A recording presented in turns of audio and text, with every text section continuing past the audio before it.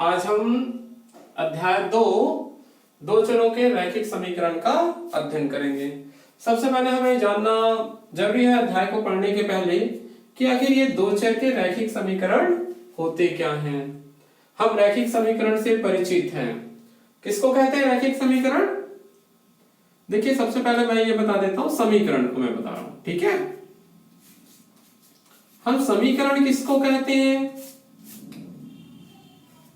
समीकरण एक बीजी व्यंजक होता है, उसको की तुलना यदि हम किसी दूसरे संख्या से या बीजी व्यंजक से करें तो वो हमारा समीकरण बनता है। कुछ इस प्रकार से रहता है। 2x धन 3 ये हमारा बीजी व्यंजक है या ये बहुपद है। इसकी तुलना हम किसी दूसरे बीजी व्यंजक या बहुपद या किसी संख्या, चलिए मैं लिख देता हूं, किसी संख्या से हम तुलना करते हैं और दोनों को जब हम आपस में बराबर लेते हैं, दोनों जब आपस में बराबर होते हैं तब ये एक समीकरण बनता है। समीकरण में दो पक्ष होते हैं, ये पक्ष होता है बायां पक्ष और ये पक्ष होता है दायां पक्ष। दोनों पक्ष कैसे होते हैं? बिल्कुल बराबर होते हैं। ये हमारा होता है समीकरण, ठीक है। अब हम बात करते हैं रैखिक समीकरण। सबसे पहले तो ये क्लियर करें कि रैखिक क्या होता है। हम जब पिछले अध्याय में पढ़े थे बहुपद, पढ़े हैं ना बहुपद पिछले अध्याय में। बहुपद में हम बहुत कई प्रकार के बहुपद पढ़े हैं, जैसे ये एक बहुपद है 2x की घात 2 धन 3x धन 5, ये एक बहुपद है। इस बहुपद में हम देखते हैं चर क्या है? x। चर क्या है? x। x की अधिकतम घात कितनी है? 2 है, तो ये कहलाता है द्विघातीय बहुपद। कैसा बहुपद? द्विघाती बहुपद, क्योंकि इस बहुपद की अधिकतम घात कितनी है? 2। यहाँ घात 1 है ना, लेकिन हम बात किसकी करते हैं? अधिकतम घात की। किसकी बात करेंगे? अधिकतम घात की बात करते हैं। तो यहाँ तो x की अधिकतम घात कितनी है? 2, इसलिए द्विघाती बहुपद था। यदि कहीं पर प्रश्न ऐसा है धन 5, ये भी एक बहुपद है। यहाँ देखिए चर क्या है? चर x है, इसकी अधिकतम घात कितनी है? 4, तो ये कहलाता है चतुर्थ घाती बहुपद। चतुर्थ घाती बहुपद। यदि कोई इस प्रकार से है 5y की घात 3 धन 2y धन 3, यहाँ चर क्या है? चर y है ना, और y की अधिकतम घात कितनी है? देखिए यहाँ घात 3 है, यहाँ 1 है, मतलब अधिकतम घात कितनी है? 3। तो ये क्या कहलाता है? त्रिघातीय बहुपद। क्या कहलाते हैं ये? त्रिघाती बहुपद। ये हुई बात बहुपद की। द्विघाती बहुपद जिसमें चर की अधिकतम घात कितनी होती है? 2। चतुर्थ घाती बहुपद जिसमें चर की अधिकतम घात कितनी है? 4। त्रिघाती बहुपद जिसमें चर y है, इसकी अधिकतम घात कितनी है? 3। ये त्रिघाती बहुपद हुआ। एक ऐसा बहुपद जिसकी अधिकतम घात, जिसमें चर की अधिकतम घात कितनी है? देखिए यहाँ एक चर दिख रहा है, क्या है? x है, इसकी अधिकतम घात कितनी है? 1। कुछ नहीं है, मतलब 1 रहता ना। यदि मैं इसको मिटा भी दूं तो यहाँ कितने x है? 1 x है, तो इसकी अधिकतम घात कितनी है? 1। इसको हम कहते हैं एक घाती बहुपद। एक घाती बहुपद कहते हैं। ये तो हम पढ़े पिछले अध्याय में। इसको हम क्या कहते हैं? एक घाती बहुपद। और इसी एक घाती बहुपद को ही हम रैखिक बहुपद भी कहते हैं। क्या कहते हैं? रैखिक बहुपद कहते हैं। ठीक है, क्लियर हुआ? रैखिक क्या है? रैखिक बहुपद क्या होता है? जिसमें चर की अधिकतम घात कितनी होती है? 1। यह चर क्या है? x है, इसकी अधिकतम घात कितनी है? 1। ये एक रैखिक बहुपद है। यदि मैं कहीं पर ऐसे लिख देता हूं 8y ऋण 5, यहाँ चर क्या है? y है, इसकी घात कुछ नहीं दिख रहा है, मतलब अधिकतम घात कितनी है? 1 है। यहाँ पर क्या है? 1 है। ये भी एक घाती या रैखिक बहुपद है। ठीक है, तो ये दोनों जो है ये रैखिक बहुपद है। हमें पढ़ना क्या है? रैखिक समीकरण। क्या पढ़ना है? समीकरण पढ़ना है। तो हम समीकरण किसको कहते हैं? यदि इस बहुपद को या कहें बीजी व्यंजक कहीं पर होता है या बहुपद होता है, इसको मैं किसी दूसरे पद के यदि तुल्य लिख दूं या बराबर लिख दूं, तब ये समीकरण बन जाता है। चाहे तो यहाँ बराबर 7 लिख सकते हैं, चाहे तो हम कहें तो इसको 5 हो सकता है, या यहाँ पर 3 हो सकता है, या हम कहें कुछ भी लिख से, तो ये जो क्या बन जाते हैं, एक समीकरण बन जाते हैं। ठीक है, तो ये अब क्या है, रैखिक समीकरण है।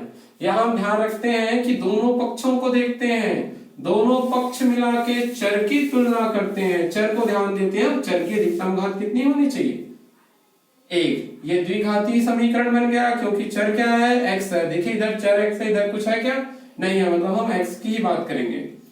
x की अधिकतम घात कितनी है, 2, तो ये द्विघातीय समीकरण हुए। ठीक, यहां देखिए चर क्या बन गया, x, इसकी अधिकतम घात कितनी, 4 बराबर 7 है ना, दो पक्ष हो गए, तो ये चतुर्थ घाती क्या बन गया, ये समीकरण। ये क्या बन गया, त्रिघातीय समीकरण। ठीक है, चलिए इसमें आते हैं। यहां देखिए क्या, पहले क्या था बहुपद हमारा 3x धन 2, इसको मैं 3 के बराबर लिया हूं। ठीक है, अब ये क्या बन गया, एक समीकरण।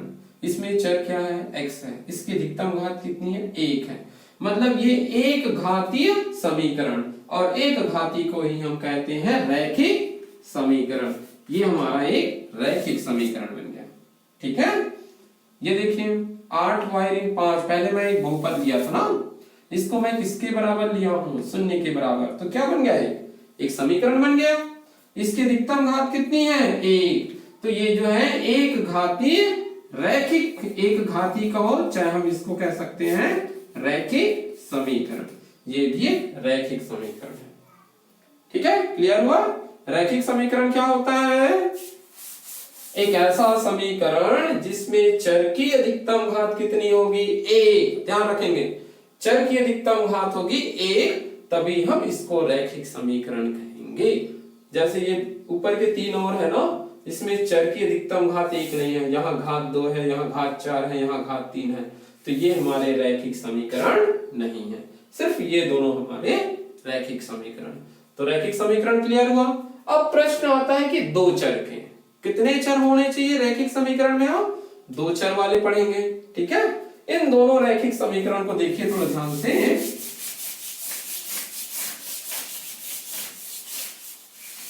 देखिए ये हम 2 रैखिक समीकरण लिए थे ना, पहला रैखिक समीकरण क्या है, 3x धन 2 बराबर 3, दूसरा क्या है 8y-5 बराबर 0।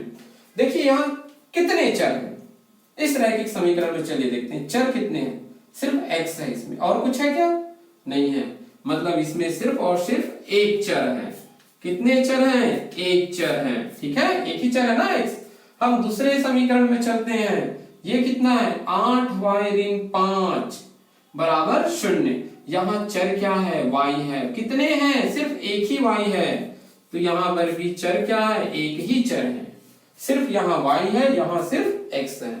ये कैसे समीकरण है, एक चर के रैखिक समीकरण है, क्योंकि यहाँ कितने चर हैं, एक चर है, यहाँ भी एक चर है, लेकिन हमें पढ़ना क्या है, 2 चर के।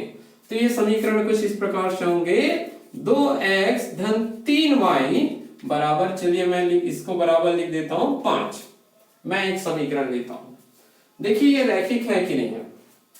पहले तो देख लीजिए ये समीकरण है, ये इसका बायां पक्ष और ये इसका दायां पक्ष। देखिए चर क्या है, चर x है और चर क्या है, y है, 2 चर आ गए। देखिए एक चर x है, ये पहला चर, ये y, ये दूसरा चर, कितने चर हो गए, 2 चर। कितने चर हो गए, 2 चर, 2 चरों के समीकरण है। अब देखिए रैखिक है कि नहीं है, इसकी घात कितनी है, 1, यहां भी घात कितनी है, 1, मतलब अधिकतम घात 1 है, मतलब यही जो है 2 चर का रैखिक समीकरण है, 2 चर का रैखिक समीकरण है। ठीक है, यही हमारा 2 चर का रैखिक समीकरण है। ये जो हम 2 उदाहरण और लिए थे, ये एक चर के थे, जैसे पहले उदाहरण में लिए थे, तो यहाँ सिर्फ और सिर्फ चर क्या था, y था, x था, इसमें सिर्फ और सिर्फ चर क्या है, y है, तो ये दोनों जो है एक एक चर के थे। यहाँ कितने चर हैं, 2 चर, x और y, तो ये 2 चर के रैखिक समीकरण है। ठीक है, मैं कुछ उदाहरण के माध्यम से और आपको समझाता हूं। देखिए मैं एक और ले लेता हूं, 2x धन 5z, ठीक है, ये z है ना, बराबर 7। ये एक समीकरण हम लेते हैं। 2x धन 5z बराबर 4। देखिए इसमें ये रैखिक समीकरण है कि नहीं है। चर क्या है, x है, और चर क्या है, z। दो चर है, x पहला चर, z जो है वो दूसरा चर। दो चर के समीकरण हो गए। दोनों की अधिकतम घात कितनी है, x की घात कुछ नहीं है मतलब घात एक ही x है, z की घात कुछ नहीं है मतलब एक ही है। तो ये दोनों जो है एक घात वाले हैं, दो चर है, मतलब ये भी जो है दो चर के रैखिक समीकरण है। ठीक, चलिए मैं एक और उदाहरण लेता हूं। 3x ऋण 7y की घात 2 बराबर 0। ठीक है, देखिए ये रैखिक समीकरण है कि नहीं है दो चर के। सबसे पहले देखिए कितने चर हैं। ये पहला चर x, दूसरा चर y, मतलब ये जो है दो चर हैं। दो चर हैं, पहला चर x, दूसरा चर y, दो चर हुए। अब देखिए रैखिक है कि नहीं है। यहां अधिकतम घात कितनी है, कुछ नहीं है मतलब घात एक है। यहां y की घात कितनी है, 2 है, मतलब इस समीकरण की अधिकतम घात कितनी होगी, ये 2। हम अधिकतम को लेते हैं ना, एक को नहीं लेंगे, जो अधिक होता है सबसे ज्यादा उसको लेते हैं। अधिकतम घात कितनी है, 2 है, मतलब ये दो चर के रैखिक समीकरण है कि नहीं। बिल्कुल ये रैखिक समीकरण नहीं है, क्योंकि यहां अधिकतम घात कितनी है, 2 है, इसलिए रैखिक समीकरण नहीं है। इसको हम कह सकते हैं घात 2 है, मतलब ये द्विघाती समीकरण होगा। ठीक है, दो चर का द्विघाती समीकरण है, लेकिन ये रैखिक समीकरण नहीं है। ठीक है, क्लियर। तो हम रैखिक समीकरण समझ गए हैं कि दो चरों के रैखिक समीकरण क्या होते हैं। चलिए अब इन रैखिक समीकरण को हल कैसे करते हैं। चलिए हम इन रैखिक समीकरण को हल करना सीखते हैं। ये एक रैखिक समीकरण है, ठीक है। 2x धन 3y बराबर 5। हम इसको रैखिक समीकरण कहने का एक कारण और होता है। यदि इस समीकरण को 2x धन 3y को यदि मैं ग्राफ में या निर्देशांक ज्यामिति में यदि हम इसको प्रदर्शित करना चाहें, ये जो क्षैतिज होता है इसको x अक्ष लेते हैं, ये धनात्मक x, तो ये ऋणात्मक x, ये y और ये ऋणात्मक y। यदि मैं इसको ग्राफ में प्रदर्शित करूं या आलेख में कहें, चाहे निर्देशांक ज्यामिति में कह सकते हो, तो ये जो समीकरण जो है एक रेखा को प्रदर्शित करता है। कई बार एक ऐसा रेखा होगा, इसको जब यदि हम इस ग्राफ में प्रदर्शित करना चाहें तो एक रेखा प्राप्त होता है। ठीक है, ये रेखा है 2x धन 3y बराबर 5, इसलिए हम इसको रैखिक समीकरण कहते हैं। अब ये जो है हम एक कल्पना किए कि रेखा जो है ऐसे प्राप्त होगा। इसको हम एग्जैक्ट बना सकते हैं बाद में कि रेखा कहां प्राप्त होगा। ठीक है, वो हम बाद में सीखेंगे, इसलिए इसको रैखिक समीकरण भी कहते हैं। चलिए अब हम इसके हल की बात करते हैं। एक महत्वपूर्ण बात बिल्कुल याद रखेंगे, जब हम किसी समीकरण को हल करते हैं, किसी भी समीकरण को हल कीजिए, ठीक है, समीकरण हल करने समय ध्यान रखेंगे जितने चर होंगे उतने ही समीकरण प्राप्त होंगे, उतने समीकरण होने चाहिए। ध्यान रखें, बिल्कुल साफ साफ बात है, बिल्कुल अच्छे समझ लीजिए। जब हम किसी समीकरण को हल करेंगे तो यदि समीकरण में जितने चर हैं, मान लो कि यदि समीकरण में एक चर है तो इसको हल करने के लिए सिर्फ एक समीकरण की आवश्यकता होगी। यदि किसी समीकरण में, ठीक है, समीकरण में यदि दो चर हैं तो उसको हल करने के लिए दो समीकरण की जरूरत होगी। किसी समीकरण में यदि तीन चर हैं तो उसको हल करने के लिए हमें तीन समीकरण की जरूरत होगी। ठीक है, मैं इसको उदाहरण से समझा रहा हूं, ध्यान से देखिए।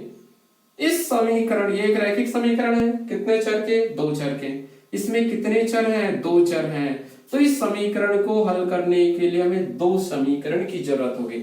इस अकेले समीकरण को हम हल नहीं कर सकते, इसके लिए हमें एक और समीकरण चाहिए। चले मैं एक उदाहरण के रूप में लिख लेता हूं 5x ऋण y बराबर 7। अब ये दो समीकरण हो गए। कितने चर?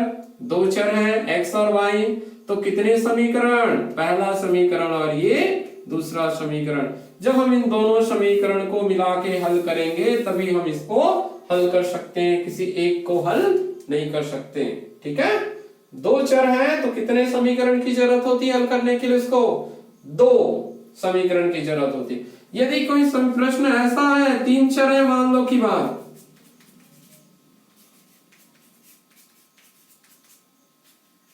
ऐसे तीन चर के हैं x y और z, तो इसको ये दो समीकरण लेके इसको हल नहीं कर सकते, ये हल नहीं होगा। तीन चर है तो इसके लिए तीसरा समीकरण की भी जरूरत होगी, तभी इसको हल किया जा सकता है। मान लेते हैं कुछ इस प्रकार से, तभी हम इसको हल कर सकते हैं। यहाँ तीन चर थे तो इसके लिए कितने समीकरण की आवश्यकता होती है? हल करने के लिए तीन समीकरण की आवश्यकता होती है। यदि समीकरण में दो चर हैं तो उसको हल करने के लिए हमें दो समीकरण की आवश्यकता होगी, तभी हम उस समीकरण को हल कर सकते हैं, अन्यथा वो समीकरण हल नहीं होगा। ठीक है, तो ये देखिए हम जो है क्या पढ़ रहे हैं, दो चरों के रैखिक समीकरण पढ़ रहे हैं। मतलब जब भी हम समीकरण को हल करेंगे तो वहां हमें कितने समीकरण प्राप्त होंगे? दो समीकरण प्राप्त होंगे। दोनों समीकरण को मिला के हमें हल करने हैं। ठीक है, क्लियर हुआ? चलिए अब हम इन समीकरणों को हल करने की विधियां पढ़ते हैं। हम जानते हैं गणित में किसी भी सवालों को या किसी समस्या का समाधान करने के लिए बहुत सारे तरीके होते हैं। तो इस रैखिक समीकरण को भी, दो चरों के रैखिक समीकरण को हल करने की भी कुछ विधियां होती हैं। हम जो है मुख्य रूप से दो विधियों का अध्ययन करेंगे समीकरण हल करने के लिए। पहली विधि है प्रतिस्थापन विधि। पहली विधि क्या होगी? प्रतिस्थापन विधि होगी। और दूसरी विधि है विलोपन विधि। दूसरी विधि कौन सी है? विलोपन विधि। हम इन दो विधियों का अध्ययन करेंगे। ठीक है, दो विधि पढ़ेंगे। पहली विधि होगी प्रतिस्थापन विधि, दूसरी होगी विलोपन विधि। तो चलिए सबसे पहले मैं प्रतिस्थापन विधि के बारे में आज बता देता हूं। चलिए ठीक है, हम कौन सी विधि पढ़ते हैं? प्रतिस्थापन विधि पढ़ते हैं। विलोपन विधि जो है अगली क्लास में पढ़ेंगे। इसको मैं एक उदाहरण से समझाता हूं। एक हमारे पास प्रश्न है, दो चर के रैखिक समीकरण है।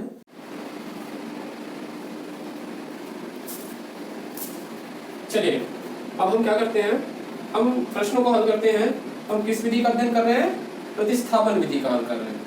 ठीक है, हम किस विधि का अध्ययन करेंगे? दो चरों के रैखिक समीकरण को हल करने की प्रतिस्थापन विधि का अध्ययन करते हैं। चलिए देखिए हमारे पास एक प्रश्न है। क्या प्रश्न? दो समीकरण दिए हैं, 2x धन y बराबर 10 और x धन y बराबर 7। देखिए हम पहले भी ये चीज कुछ देर पहले पढ़े कि यदि दो चर है, कितने चर हैं? दो चर है, तो उन दो चरों को हल करने के लिए हमें कितने समीकरण की जरूरत होती है? जी बिल्कुल, हमें दो समीकरण की जरूरत होती है। तो हमें दो समीकरण भी दिए, दो चर है, पहला चर x और दूसरा चर y। ये हमारा हुआ समीकरण नंबर 1। x धन y बराबर 7, ये हुआ हमारा समीकरण नंबर 2।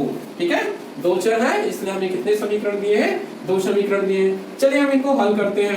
अब हम प्रतिस्थापन विधि करना क्या होता है, ध्यान से सुन लीजिए, बहुत आसान है। हम किसी एक समीकरण से स्टार्ट करते हैं। मान लो यदि मैं पहले समीकरण से स्टार्ट करता हूँ। पहला समीकरण क्या है? 2x धन y बराबर 10। तो हम इस समीकरण से स्टार्ट करेंगे और x या y किसी एक चर का मान निकालेंगे और उस मान को दूसरे समीकरण में हम रखेंगे, मतलब दूसरे समीकरण में हम प्रतिस्थापित करेंगे। इस प्रकार हम समीकरण को हल करते हैं। यदि मैं दूसरे समीकरण से स्टार्ट करूं, यदि मान लेता हूं यदि दूसरे समीकरण से x या y के मान को मैं ज्ञात करता हूं, तो उस मान को मैं किस समीकरण में रखूंगा? समीकरण नंबर 1 में। देखिए हम आसान क्या, कौन सा ज्यादा आसान है देख सकते हैं, देखने समझ में आ जाता है। ये समीकरण नंबर 2 जो है वो ज्यादा आसान दिख रहा है, x धन y बराबर 7। तो हम चलिए स्टार्ट करते हैं समीकरण नंबर 2 से। ठीक है, समीकरण नंबर 2 से स्टार्ट करते हैं। क्या है समीकरण नंबर 2? x धन y बराबर 7। चलिए इस समीकरण से x या y का मान निकालते हैं। किसका मान निकालूं? चलिए मैं x का मान निकाल देता हूं। तो इसके लिए हमें क्या करना होगा? y का पक्ष बदल देंगे। y जो है इधर धनात्मक है, x धन y है, तो y का यदि मैं पक्ष बदल दूं तो ये क्या हो जाएगा? x बराबर, ये धन y है तो ये इधर आने के बाद ये हो जाएगा ऋण y। ठीक है, x का मान हमें क्या मिला? x बराबर 7 ऋण y। चाहो तो इसको भी एक समीकरण दे सकते हो। चलिए मैं इसको दे देता हूँ समीकरण नंबर 3। x का मान मिल गया। x का मान किस रूप में प्राप्त हुआ है हमें? y के रूप में। भी कोई संख्या नहीं मिला है ना, ये किस रूप में प्राप्त हुआ है? y के रूप में। इसी x के मान को हम किस समीकरण में रखेंगे? समीकरण नंबर 1 में, क्योंकि हम कहां से शुरू किए थे इसको? समीकरण नंबर 2 से शुरू कर रहे हैं, इसलिए ये समीकरण 2 से मान प्राप्त हुआ, इसलिए इस मान को हम किसमें रखेंगे? समीकरण नंबर 1 में। चलिए समीकरण नंबर 1 क्या कहता है? क्या है समीकरण नंबर 1? 2x धन y बराबर कितना है? 10। ठीक है, 2x धन y बराबर कितना है? 10 है। और चूंकि समीकरण 2 क्या है? 2x धन y बराबर 10 है। अब समीकरण नंबर 3 से इस x के मान को यहां रख दीजिए। ठीक है, समीकरण 3 से इसका मान रखने पर x का मान रखने पर, ठीक है, इस समीकरण नंबर 1 में समीकरण नंबर 3 से जो x का मान प्राप्त हुआ उसको यहां रख दीजिए। देखिए क्या प्राप्त होता है। ये क्या है? 2 के स्थान पर 2, x के स्थान पर हम कितना रखेंगे? देखिए कितना है? 7 ऋण y। तो यहाँ पर रख दीजिए x के स्थान पर 7 ऋण y, फिर क्या है? धन y बराबर 10। ठीक है, क्या मिला? 2 गुणित x का मान कितना रखे? 7 ऋण y, फिर इसके बाद धन y बराबर 10। 2 का गुणा कर दीजिए, देखिए क्या मिलता है? 7 दूनी 14, 2 से गुणा करोगे तो ऋण 2y धन y बराबर 10। ठीक है ना। चलिए हम क्या करते हैं, ये 14 है, 2 ऋण 2y और धन y दोनों घट जाएंगे आपस में। ऋण 2y में 1y जोड़ोगे कितना मिलेगा? ऋण y मिलेगा बराबर 10। y का मान निकालना है तो 10 का 14 का पक्ष बदल दीजिए, तो ये ऋण y बराबर क्या होगा? 10। यहाँ धन 14 है तो इधर आने के बाद ऋण 14। ठीक है, क्या मिला? ऋण y बराबर क्या मिलेगा? घटाओगे तो ऋण 4 प्राप्त होगा, ऋण से ऋण कैंसिल, तो y का मान क्या मिला? y बराबर 4। ठीक है, ऋण से ऋण कैंसिल हो जाएगा तो y का मान कितना है? 4। तो y का मान क्या प्राप्त हुआ? 4। अब इस y के मान को चाहे इस समीकरण में रख सकते हो, चाहे तो दूसरे में रख सकते हो, या तो तीसरे में रखते हो। देख चलिए मैं इसमें रख देता हूँ, बहुत आसान है। समीकरण नंबर 3 से देखिए क्या है समीकरण नंबर 3? x बराबर 7 ऋण y। चूंकि y का मान कितना मिला है? 4, तो ये क्या हो जाएगा? x बराबर 7 ऋण 4, मतलब x का मान कितना प्राप्त हुआ? 3। ये हमारा उत्तर। ठीक है, अतः x बराबर मिला 3 और y बराबर मिला 4। ये हमारा उत्तर। ठीक है, देखिए बहुत आसान है। चलिए मैं इसको रिपीट कर रहा हूँ, ध्यान से देखेंगे। हमें एक प्रश्न दिया था, द्विघाती रैखिक समीकरण है, 2 चरों के, इसलिए 2 समीकरण। ठीक है, 2 चरों के रैखिक समीकरण है, इसलिए हमें कितने समीकरण दिए? 2 समीकरण दिए। पहला समीकरण है 2x धन y बराबर 10, दूसरा समीकरण है x धन y बराबर 2। हमको इस समीकरण को हल किस विधि से करना है? प्रतिस्थापन विधि से। मतलब हम पहले समीकरण से किसी x या y का मान निकाल के दूसरे समीकरण में प्रतिस्थापित करते हैं। तो देखिए इसी के लिए मैंने किस समीकरण से प्रारंभ किया हूँ? मैं स्टार्ट किया हूँ समीकरण नंबर 2 से।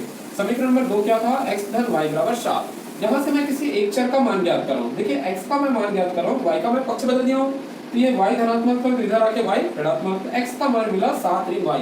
ये x का मान जो है वो किस रूप में प्राप्त हुआ है? y के रूप में। इस x के मान को जो y के रूप में प्राप्त हुआ है, इसको हम किस समीकरण में प्रतिस्थापित करेंगे? समीकरण नंबर 1 में, क्योंकि ये कहां से आया है? समीकरण 2 से आया है, इसलिए हम समीकरण नंबर 1 में प्रतिस्थापित करेंगे। यदि हम समीकरण नंबर 1 से स्टार्ट किए होते तो हम समीकरण 2 में प्रतिस्थापित करते। ठीक है, चलिए हम 2 से स्टार्ट किए थे, इसलिए इस x के मान को किस समीकरण में रखेंगे? समीकरण 1 में। चूंकि हमारे पास समीकरण नंबर 1 क्या है? 2x धन y बराबर 10। समीकरण 3 से x का मान रख दीजिए। x का मान कितना है? 7 ऋण y, तो 2 की जगह में रख दीजिए, 2 के स्थान पर 2 है, x के स्थान पर रख दीजिए 7 ऋण y, फिर धन का धन y बराबर 10। अब ये देखिए 2 को अंदर गुणा कर दिए, तो ये 7 दूनी 14 ऋण 2y धन y बराबर 10। अब ये जो है पूरा जो समीकरण जो है y और संख्या के रूप में मिला। ठीक है, एक ही चर है, इसको हल किए, 2y में 1y, ऋण 2y में 1y जोड़े तो ऋण y मिला, 14 का इधर पक्ष बदल दिए तो ये ऋण 14 हो गया, 10 में ऋण 14 घटाओगे तो ऋण 4 पड़ता है, ऋण से ऋण कैंसिल, मतलब y का मान आया 4। अब इस y के मान को चाहो तो 1 में रख सकते हो, 2 में रख सकते हो या 3 रख सकते हो, कहीं भी रख सकते हो, आपकी इच्छा।